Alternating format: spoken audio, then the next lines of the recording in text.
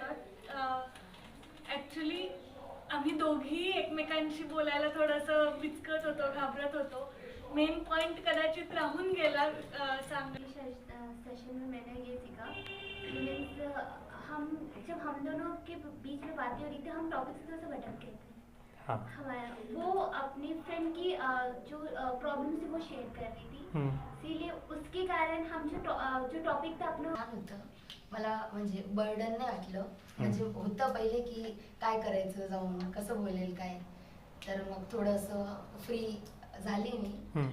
की आपण समोरच्याशी जितकं इंटरॅक्ट होऊ तितकं आपण त्यांना समजून घेऊ शकतो. आणि थेरॉटिकल नॉलेजपेक्षा प्रॅक्टिकल नॉलेज खूप महत्त्वाचं आहे. माझ्या तशी मला मिळाली. कुठे ना कुठे प्रत्येक जण सायकोलॉजी करते, त्यामुळे कुठेतरी गोल सिमिलर आहे की लोकांना हेल्प करायची आहे.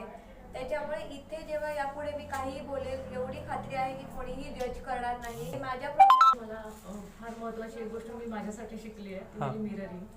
जो मी खुशीकडनं ॲक्च्युली मी खूप तुझ्याकडनं शिकलं म्हटलं तरी चालेल. मी पहिल्या ह्याच्यात बघितलं म्हणून की मी स्वतः माझ्या स्वभावामध्ये काय मुलांबरोबर इंटरॅक्ट होताना किंवा कोणाशी इंटरॅक्ट होताना माझा वे कसा होता आणि कसा हवा आहे, पहिलं बेसिक ह्याच्यात मला आज जाणवलं की जजमेंट